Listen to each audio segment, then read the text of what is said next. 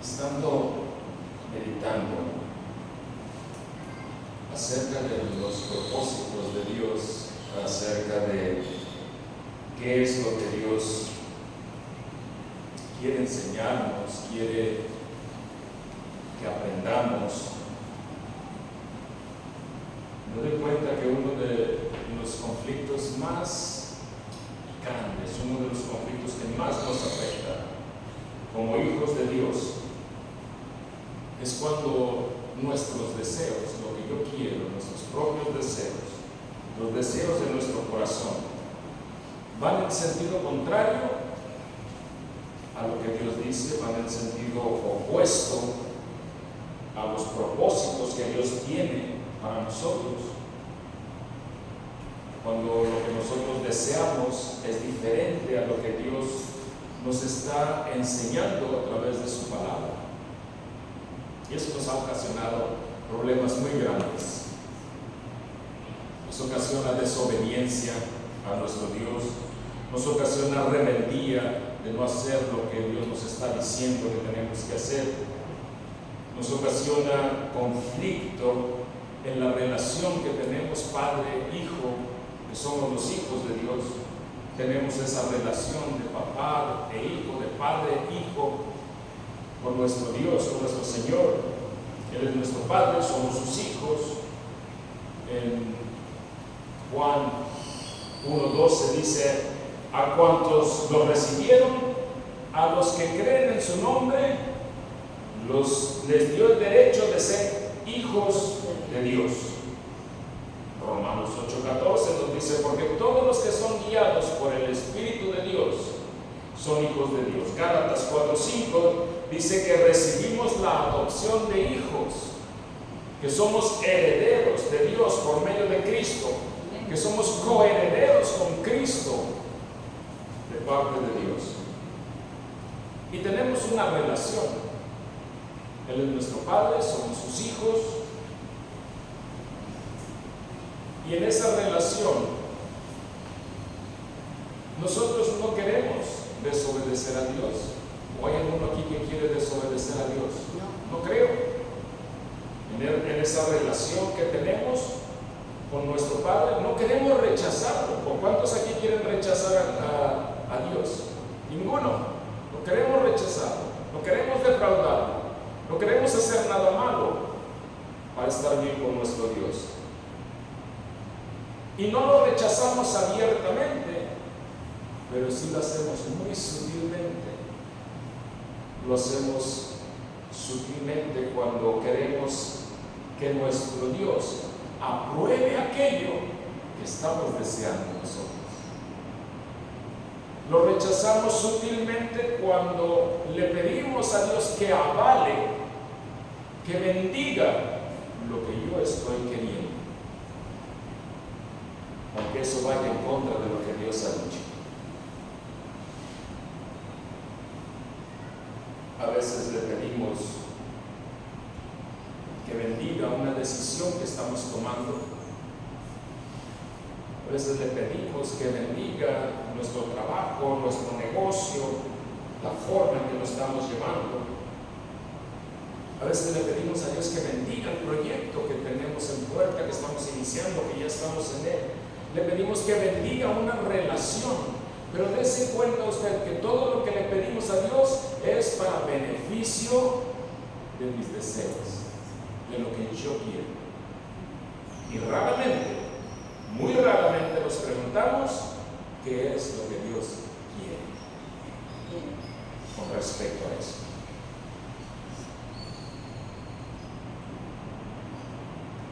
Es muy raro que nos preguntemos si esto que estoy deseando viene de Dios o es parte de lo que Dios quiere en mi vida.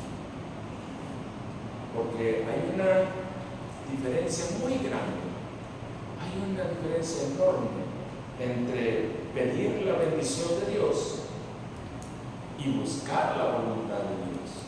Es algo diferente. Y no me vaya a malinterpretar, no es que sea malo pedirle a Dios las cosas. Nuestro Señor Jesucristo nos lo dijo: todo lo que pidieras al Padre en mi nombre, conforme a su voluntad, será hecho. Todo lo que pidamos conforme a su voluntad, será hecho. Entonces no es lo mismo pedir la bendición de Dios, que Dios avale lo que estamos queriendo, a buscar la voluntad de Dios en nuestra vida. Que se haga su voluntad y no la nuestra.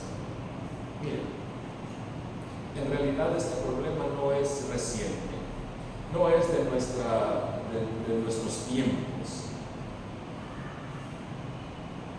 Viene desde el principio. No es un problema cultural, no es un problema de educación, no es un problema étnico, no es un problema que haya surgido en la actualidad. Es un problema que está en la carne, es un problema carnal. Comenzó desde el principio, en los tiempos del hombre, allá en el huerto del Edén, con Eva, con Adán. Desde ahí empezó ese problema y se ha venido transmitiendo de generación en generación. Miren, escuche bien esto.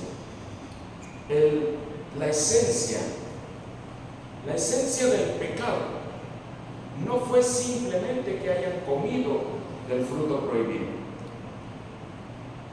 La esencia del pecado fue determinar, que ellos determinaron, Adán y Eva determinaron sin contemplar la opinión de Dios, lo que era bueno y lo que era malo. Ese fue el problema, porque en su opinión, lo que Dios había dicho que era malo, resultó que para ellos era bueno, y lo que Dios había dicho que era bueno, resultó que era malo. En realidad, la esencia del pecado no radica en haberse comido el fruto que Dios les dijo que no se comiera. La esencia del pecado radica en la independencia que ellos tuvieron al tomar una decisión, que la tomaron independientemente de que Dios había dicho que era bueno y que era malo. La esencia del pecado fue pensar que la opinión de Adán y de Eva, que la opinión del ser humano, era mejor que la opinión divina. Y desde entonces, el hombre sigue intentando que Dios avale, que Dios respalde, que Dios autorice decisiones que nunca las ha puesto sobre la mesa. Decisiones que nunca ha dicho que deberíamos de tomar. Y nosotros queremos que Él nos las bendiga. Queremos que Él las respalde. En Éxodo, en el capítulo 20 del libro de Éxodo, nosotros podemos ver explícitamente que nos dice que no tendremos dioses ajenos a Jehová, que no tendremos otros ídolos, que no tendremos figuras, que no nos inclinaremos ni honraremos a nadie sino solamente a Él, que es un Dios fuerte y celoso. Dios es celoso. Cuando alguien es celoso, no comparte lo que está celando. Y Dios es un Dios fuerte y un Dios celoso. Esto lo necesitamos entender. Diga conmigo, necesito entender que Dios no comparte nuestro corazón con nadie más, con ningún otro Dios, con ningún otro ídolo, con nada. Dios es un Dios celoso y Él no comparte nuestro corazón con nada. De otra forma, Dios coexistiría con los ídolos, pero Dios no coexiste con ídolos. Dios es soberano, Dios es el Rey de Reyes y Señor de Señores, y no comparte el corazón de sus hijos con nadie, con nada. Cuando nosotros hablamos de idolatría, solemos pensar en imágenes, solemos pensar en estatuas, solemos pensar en cosas materiales. Y ahí es donde se nos complica, porque hay cosas que no son visibles a nuestro entendimiento y no los consideramos como ídolos. Si Sin embargo, un ídolo es cualquier cosa o cualquier persona, cualquier persona que ocupe un espacio en nuestro corazón, un espacio que debería de estar dedicado a Dios, a nuestro Padre, espacio que le pertenece a Dios, porque Él es nuestro creador, Él es nuestro dueño, es nuestro amo, es nuestro Señor.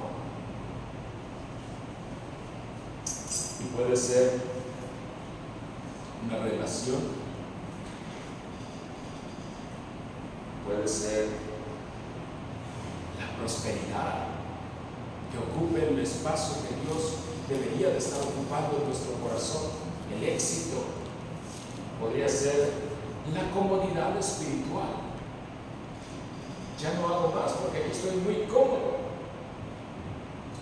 Pudiera ser incluso el ministerio. Pudiera ser el control que tenemos sobre otras personas. Pudiera ser el dinero, pudiera ser un hijo, pudiera ser el cónyuge.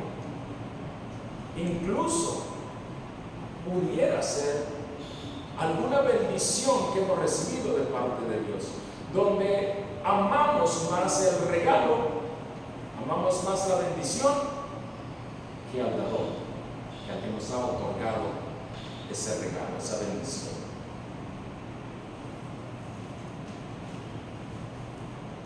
El problema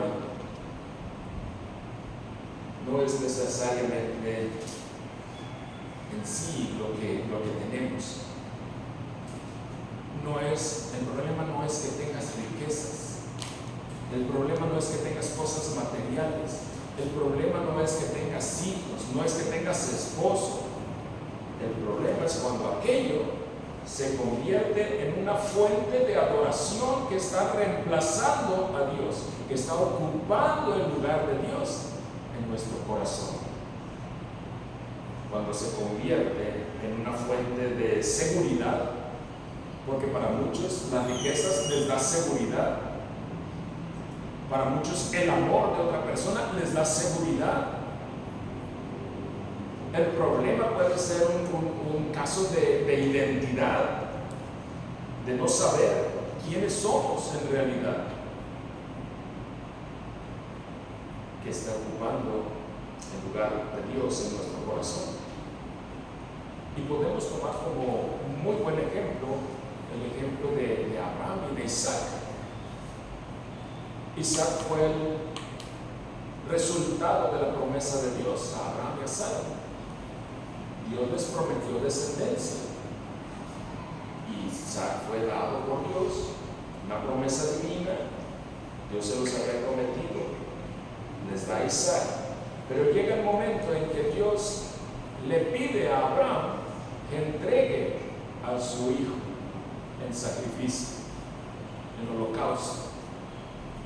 Le pide que lo entregue, que lo sacrifique. ¿Por qué? ¿Por qué haría Dios eso? Primero darle el hijo y después querer quitárselo. No es que quería quitárselo a Dios. Lo que Dios quería era hacer revelar en Abraham lo que había en su corazón. Dios quería revelar quién estaba ocupando el corazón de Abraham, porque Dios no comparte el trono con nadie. Lamento decírselo, pero Dios no comparte el trono con nadie. Y no es que Dios te vaya a pedir ahora a tu hijo para que lo sacrifiques, no te va a pedir que entregues a un ser amado, porque Cristo vino a ser el sacrificio por nosotros, un sacrificio eterno, uno solo y para siempre, el Cordero de Dios, crucificado. Nosotros no tenemos que hacer sacrificio para redimirnos para con el Padre, no tenemos que entregar sacrificio para que Dios nos acepte, para que Dios nos perdone, porque eso ya lo hizo Cristo por nosotros, ya lo hizo todo, ya lo entregó todo. Pero Dios sí te va a pedir que entregues, que sacrifiques aquello que está ocupando su lugar en el corazón. Sí te lo va a pedir.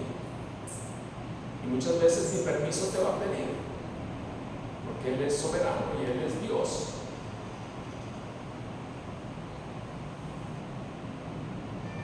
Te va a pedir que sacrifiques aquello que te aleja de su presencia. Te va a pedir aquello que te hace creer que tu opinión es mejor que la de Él. Te va a pedir que quites aquello que está ocupando el lugar, su lugar, en nuestro corazón. Sí lo va a hacer.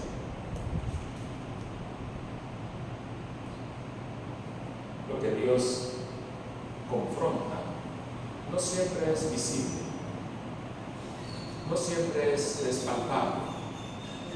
Muchas veces lo que tiene nuestro corazón, lo que desde nuestro interior, desde adentro, nosotros estamos idolatrando. Miren, una de las grandes falacias, una de las grandes mentiras que nos causa una falsa tranquilidad espiritual es pensar que Dios está más interesado en nuestra comodidad que en nuestra santidad. Esa es una mentira que nos hemos creído, pensar que Dios quiere que tú estés cómodo en lugar que estés en santidad. Una de las ideas más populares en nuestro tiempo es pensar que porque Dios nos ama, porque Dios nos busca, Él va a proveernos de toda la comodidad para que estemos bien. No es así. La Biblia no nos está diciendo eso. La Escritura nos dice otra cosa. Nos cita la realidad del propósito de Dios. Primera de Pedro 1:16 nos dice: sed santos porque yo soy santo. Primera de Pedro 1:16. Proverbios 3:12 dice: porque Jehová al que ama castiga, como el padre a quien quiere al hijo. Dios corrige.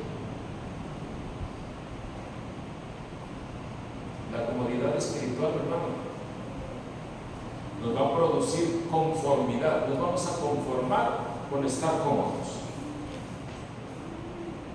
A diferencia de la prueba, que lo que hace es produce transformación en nosotros. Cuando nosotros tenemos pruebas y las estamos procesando, tomados de la mano de Dios, creyendo la palabra de Dios, entonces esa prueba hace la transformación en nosotros. Santiago 1:2 nos dice: hermanos míos, tengan por sumo gozo cuando se hallen en diversas pruebas, sabiendo que la prueba de su fe produce paciencia. ¿Recuerda usted a José el Soñador? Yo creo que todos sabemos la historia de José el Soñador. Era el favorito de su padre, más chico, al que lo mimaba, lo cuidaba, y sus hermanos les llegó la envidia, se deshicieron de él, fue vendido como esclavo, llegó a Egipto, fue encarcelado injustamente por no haber cedido a las solicitudes de la esposa de Potifar, lo encarcelan. Y yo creo que si José hubiera evaluado las circunstancias de acuerdo a lo que estaba viviendo, que hubiera evaluado el amor de Dios para con él de acuerdo a lo que estaba viviendo, a sus circunstancias, entonces él habría concluido que Dios lo había abandonado por todo lo que estaba pasando. Y así llegamos a pensar nosotros. Nos llegan problemas, nos llegan situaciones, nos llegan pérdidas, nos llegan carencias, y pensamos que Dios ya nos abandonó por las situaciones que vivimos. Pero José no pensó así. José pensó diferente. José sabía que cada cosa que le sucedía, que cada pérdida que estaba teniendo, cada cosa que le estaba pasando, estaban formándolo para el propósito de Dios. El propósito de Dios fue que llegara a ser gobernador en Egipto, una tierra ajena al pueblo de Dios. Y llegó a ser el gobernador de Egipto porque Dios lo estaba preparando para eso. Dios estaba trabajando suavemente, sin que se notara. Estaba trabajando en áreas y en niveles que José todavía no podía ver ni entender, pero él siguió creyendo, siguió confiando, confió, fue fiel, fue obediente, porque su corazón pertenecía por completo a Jehová, a Dios, totalmente. Y así como Dios obró en José en áreas, niveles, en aquel momento que no las veía José, así nuestro Padre lo hace con nosotros también. En silencio, cuando hay silencio de parte de Dios, no es porque Dios no quiere hablar, es porque Dios te está enseñando, te está preparando. Nos llegan problemas, nos llegan cosas, y nosotros pidiéndole al Señor: Señor, sácame de aquí, quítame este problema, bríncame el proceso, quítame el dolor, Señor, quítame la presión que tengo. Cuando Dios está usando precisamente eso para formarnos, para prepararnos, para que su propósito se cumpla en nuestra vida, para madurarnos. Cuando Dios está usando aquello, es para evidenciar, así como lo hizo con Abraham, es para evidenciar qué es lo que hay en nuestro corazón, quién está gobernando en nuestro corazón, quién está ocupando el lugar en nuestro corazón. Si lo que perdimos, si lo que queremos y no tenemos, si las cosas materiales o Dios. Miren, Dios no permite esto que te pasa. Lo que nos pasa no es porque Dios permita para reprocharnos, para castigarnos, para señalarnos. No es que Dios lo permita por eso. Lo hace para que nosotros nos demos cuenta en qué lugar tenemos a Dios en nuestro corazón, qué lugar ocupa Dios en nuestra lista de prioridades. Lo que nosotros vemos como un problema, lo que nosotros vemos como una interrupción de conexión de parte de Dios, Dios lo ve como un propósito, Dios lo ve como una preparación para nosotros. Nos está preparando y se están cumpliendo sus propósitos en nuestra vida.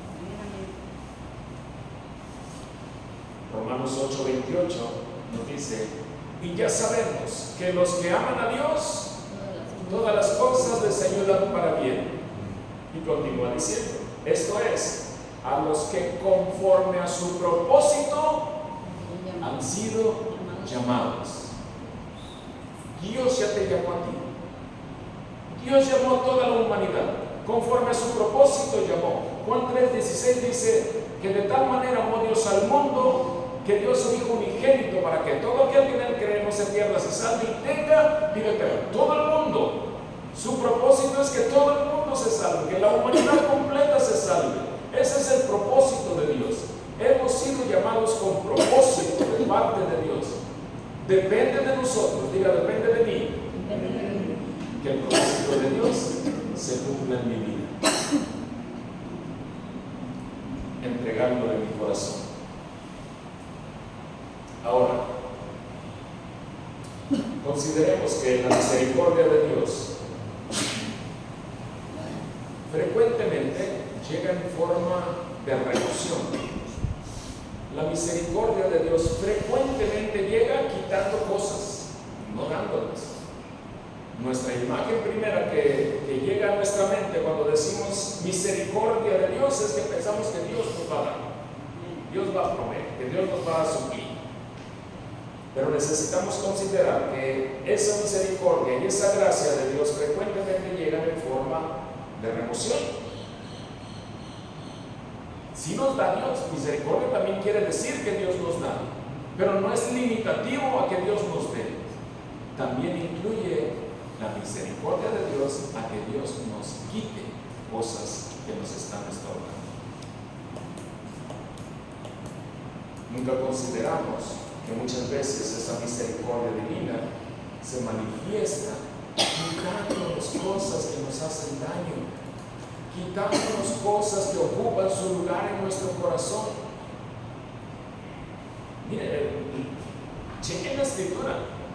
Dios le quitó la comodidad a Jonás. Estaba muy cómodo Jonás y le dijo: vete para Nínive, y Jonás no quería. Lo quitó de su comodidad. Dios quitó a Jacob de su autosuficiencia. Él pensaba que era suficientemente independiente, que no necesitaba. Dios le quitó su autosuficiencia. Ve al rey Nabucodonosor también. Él pensó que él había hecho todo lo que tenía, las riquezas y todo, y Dios se lo quitó también. Le quitó esas riquezas. Dios quitó a Moisés del palacio de Egipto para convertirlo en el líder que iba a sacar a su pueblo de la esclavitud. Lo sacó de su comodidad. Dios quitó a Pablo de su antigua identidad. Pablo decía: soy fariseo de fariseos en cuanto a la ley, era maestro, se la sabía todo, él tenía un currículum impecable, cumplidor de la ley, y Dios le quitó esa identidad para darle una identidad nueva. ¿Qué nos hace pensar a nosotros que Dios no nos va a quitar nada para hacernos madurar? Dios lo va a hacer. Dios, antes de usar a una persona, desbarata, desmonta, quita aquello en lo que aquella persona confía. Si yo confío en las riquezas, Dios va a quitar las riquezas para madurar. Y no es que Dios me esté castigando, y no es que Dios no quiera que yo prospere. Lo que Dios quiere es mi corazón, quiere tu corazón. Vaya a la escritura, libro de Marcos, capítulo 10, versículo 17.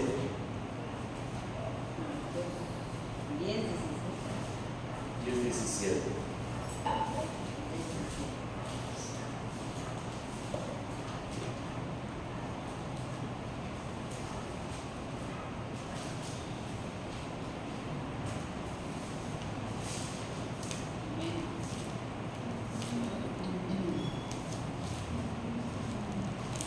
Al salir él para seguir su camino, habla de Jesucristo. Al salir él para seguir su camino, vino uno corriendo e hincando la rodilla delante de él, le preguntó: Maestro bueno, ¿qué haré para heredar la vida eterna? Jesús le dijo: ¿por qué me llamas bueno? Ninguno hay bueno, sino solo uno, Dios. Los mandamientos sabes: no adulteres, no mates, no hurtes, no digas falso testimonio, no defraudes, honra a tu padre y tu madre. Él entonces respondió diciendo: Maestro, todo esto lo he guardado desde mi juventud. Entonces Jesús, mirándole, le amó y le dijo: una cosa te falta. Fíjese que lo hace por amor. Lo que le está indicando que tiene que hacer, lo hace por amor, porque lo ama. Una cosa te falta. Anda, vende todo lo que tienes y dalo a los pobres, y tendrás tesoro en el cielo. Y ven, sígueme, tomando tu cruz.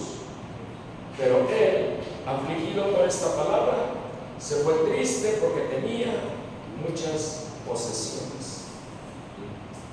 Aquel joven rico quería la vida eterna, quería la salvación. Y Jesús inmediatamente identificó el problema que le estaba impidiendo accesar al reino. No era un problema de anhelo, el joven anhelaba la vida eterna. No era un problema de conducta, él había cumplido sus mandamientos. Era un problema de gobernación, era un problema de señorío. ¿Quién estaba gobernando en su corazón? Su amor por las riquezas. Las riquezas habían ocupado el lugar de Dios en su corazón. Para él era más importante, tenía más valor las riquezas que Dios. Jesús apuntó directamente al ídolo que lo estaba gobernando.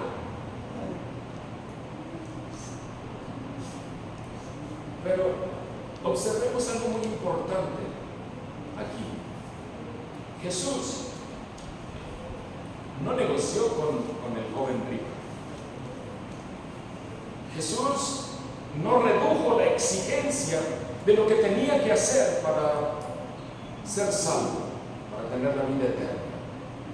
Jesús no modificó la verdad para no incomodar al joven rico. Se lo dijo directamente tal y como es. La santidad no es negociable. La espiritual no debe de ser negociable para nosotros.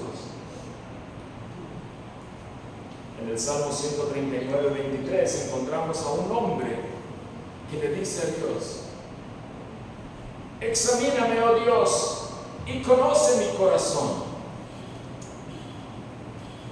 Pruébame y conoce mis pensamientos. Ve si hay en mí camino de perversidad. Y termina diciéndole: y guíame en el camino eterno. Hermano, amado, si usted le pide a Dios que le quite lo que le está estorbando, que le quite las cosas que le están perjudicando, que le quite las cosas que ocupan su lugar, que remueva lo que está ocupando su lugar en nuestro corazón, ten la seguridad. El salmista ese estaba convencido de que Dios iba a hacer lo que le estaba pidiendo, porque le estaba pidiendo que limpiara su corazón. Y si tú le pides a Dios, ten la seguridad de que Él lo va a hacer. Él lo va a hacer, de que lo va a hacer. Cuando estamos nosotros dispuestos a vivir en Cristo, cuando nuestro corazón está dispuesto a ser entregado a Cristo, Él va a remover, va a hacer una limpieza en nuestro corazón y va a quitar de nuestro corazón los ídolos, las cosas aquellas que nos gobiernan y que nos va a doler que las quite, porque es algo que nosotros queremos, abrazamos, protegemos, defendemos, pero que están ocupando el lugar de Dios en nuestro corazón. Aunque nos duela, nosotros necesitamos considerar que esa limpieza o esa remoción es en realidad una expresión de la gracia y de la misericordia de Dios para con nosotros. Al que ama, Dios corrige. Al que recibe por hijo, castiga. Y necesitamos recordar también nosotros que Cristo no vino a mejorar nuestra vieja naturaleza. Cristo no vino a mejorar. Dios no está para mejorar la versión que nosotros tenemos del antiguo hombre. Es un error pensar que la vida cristiana es que Cristo mejore la versión de nosotros mismos. Es un error. No es así. No es así. No se trata de reformar nada. Se trata de transformación. Se trata de la transformación que hace la palabra de Dios en nosotros. En realidad se trata de muerte y de resurrección. Muerte y resurrección. Gálatas 2:20, el apóstol Pablo lo dijo de esta forma: con Cristo estoy juntamente crucificado, y ya no vivo yo, mas vive Cristo en mí. Y lo que ahora vivo en la carne, lo vivo en la fe del Hijo de Dios, que me amó y se entregó a sí mismo por mí. Es cuestión de muerte y resurrección. Hay quienes buscan a Dios para tener menos ansiedad, tener menos tristeza, para tener más prosperidad, para tener mejores relaciones, para sentirse mejor consigo mismo. Y Dios puede obrar en todas esas áreas en nuestra vida. Dios lo puede hacer. Dios nos puede dar paz, nos puede dar prosperidad, nos puede dar bienestar, nos puede dar tranquilidad. Pero ese no es el anuncio del Evangelio. Ese no es el anuncio de las buenas nuevas de salvación. El anuncio del Evangelio es arrepentimiento a la vida antigua, arrepentirnos ante Dios de las cosas que no le agradan al Padre. El mensaje del Evangelio es reconciliación para con Dios, santidad, caminar en sus caminos, arrepentimiento genuino y la transformación de nuestro corazón. Nuestro corazón no debe de quedar igual, porque nuestro corazón antiguo, nuestro viejo hombre, no agrada a Dios. Juan 8:32 nos dice: conocerán la verdad y la verdad los hará libres. En realidad, Cristo vino a romper las cadenas de la esclavitud. Cristo vino a destruir el dominio del pecado en nosotros. Cristo vino a reinstalar la imagen de nuestro Creador en nosotros mismos, así como estaba en el principio, hechos a su imagen conforme a su semejanza. Dios vino a reinstalar esa imagen en nosotros a través de Cristo. Cristo no vino a ponerle adornos a la prisión. Cristo vino a abrir la puerta, a romper los candados, a romper los cerrojos para que tuviéramos libertad. Pero nosotros tenemos un gran problema. Nos cuesta mucho soltar aquello que nos estorba. No queremos soltar aquello que está ocupando el lugar de Dios en nuestro corazón. Nos aferramos, nos abrazamos, defendemos aquello que Dios quiere quitar, y con eso le decimos a Dios: tengo más confianza en esto que en ti. Moisés tuvo que soltar su estatus social en el palacio real de Egipto. Faraón. Abraham tuvo que soltar su amor por su hijo. Pedro tuvo que soltar las redes para poder pescar. Pablo tuvo que soltar su linaje. Y para nosotros la pregunta no debería de ser: ¿qué estoy perdiendo? La pregunta debe de ser: ¿qué estoy ganando de Dios con esta pérdida? Porque cada renuncia, cada cosa que renunciamos, que sacrificamos, abre un espacio en nuestro corazón para que Dios esté ahí. Cada que renunciamos al ego, a la vanagloria, al rencor, a la falta de perdón, a los celos, estamos abriendo un espacio para la misericordia de Dios. Estamos abriendo un espacio para una dependencia más profunda de nosotros para con el Señor. Última cita, primera de Juan 3:8.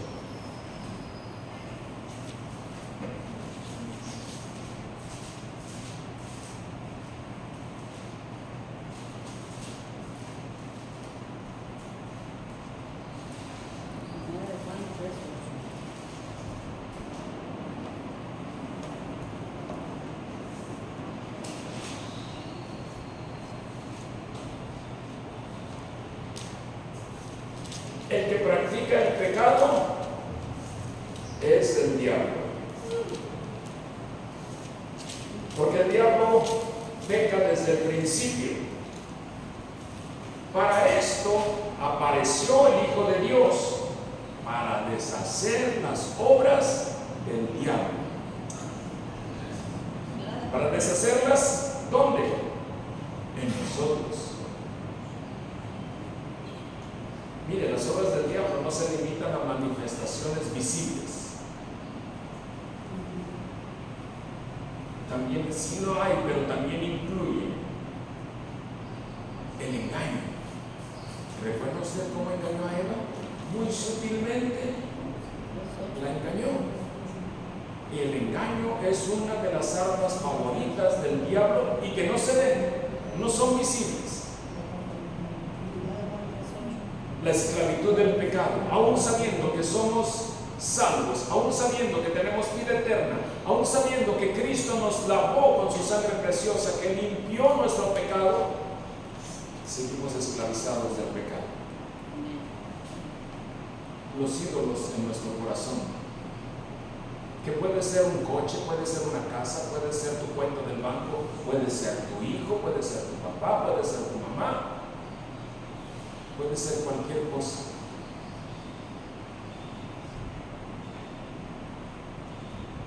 La autosuficiencia, la desobediencia y rebeldía a su palabra, y todo aquello que ocupe el lugar en nuestro corazón en vez de que Dios esté. Todo aquello que ocupa el lugar del Señor, porque nuestro corazón es de Dios. Todo aquello que ocupe el lugar en nuestro corazón. Y cuando Dios nos confronta con su palabra, cuando nos corrige o cuando remueve algo de nuestra vida, nosotros deberíamos de considerarlo. Deberíamos de considerar que está destruyendo cadenas, que está librándonos, que está preparándonos, que está madurándonos, que está afirmándonos, en vez de pensar que Dios ya no nos ama, que Dios nos ha olvidado, que Dios nos tiene en el olvido. Nuestra oración no debe de ser para que Dios bendiga lo que yo quiero conservar. Nuestra oración debe de ser que se haga su voluntad en nuestra vida y no la nuestra. Oremos para que se haga su voluntad en nuestra vida y que no se haga la nuestra. ¿Recuerda usted? Jesucristo estando en el